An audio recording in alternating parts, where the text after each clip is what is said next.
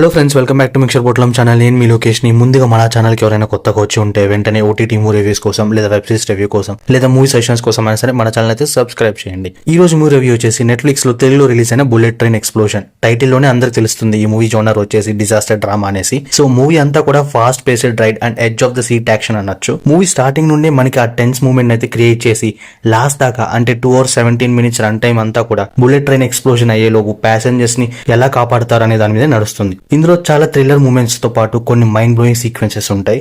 అవి చూస్తేనే ఎక్స్పీరియన్స్ అవ్వగలం మనం. ఈ టోటల్ ప్రాసెస్ లో ఒక పక్క రైల్వే కంపెనీ ఎలాంటి మెజర్స్ తీసుకోవడానికి ట్రై చేస్తారు అండ్ గవర్నమెంట్ పొజిషన్ ఏంటి అండ్ ఇంపార్టెంట్లీ ట్రైన్ లో ఉండే స్టాఫ్ అండ్ ప్యాసింజర్ బిహేవియర్ ఇవన్నీ ప్రాపర్ గా బ్లెండ్ చేసి మంచి ఎండింగ్ తో అయితే ఈ మూవీ ఉంటుంది.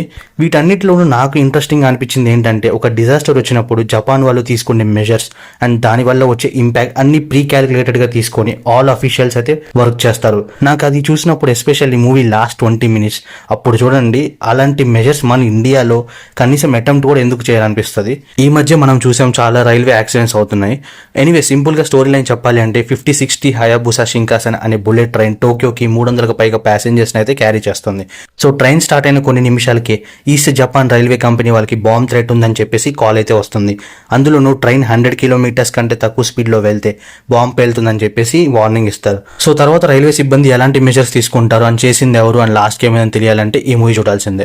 అలానే ఈ మూవీ వచ్చేసి 1975 లో జరిగిన బుల్లెట్ ట్రైన్ ఎక్స్ప్లోజన్ కి సీక్వెల్ అనమాట. సో దానికి దీనికి కనెక్షన్ ఏంటి అనేది మూవీలోనే చూడండి. మూవీలో నాకు నచ్చని పాయింట్ ఏంటంటే విలన్ మనకి తెలిసాక కొన్ని క్వశ్చన్స్ అయితే మనకి రేస్ అవుతాయి. ఏంటి వీలైనా చేసింది అక్కడ కొద్దిగా అన్ఇంట్రెస్టెడ్ అండ్ కామెడీగా అనిపిస్తుంది కూడా తెలిసాక. బట్ ఈ విషయం పక్కన పెడితే మూవీ అంతా కూడా టెన్షన్ మోడ్ లో వెళ్తున్నప్పుడు మనకి ఈ పాయింట్ అయితే డామినేట్ చేసేస్తుంది. So overall the of the movie వచ్చేసి డిజాస్టర్ డ్రామాని ఇష్టపడే వాళ్ళకి worth watching for the weekend. And మీరు కూడా మూవీ చూసాక మీకేమనిపించిందో please do comment and thanks for watching.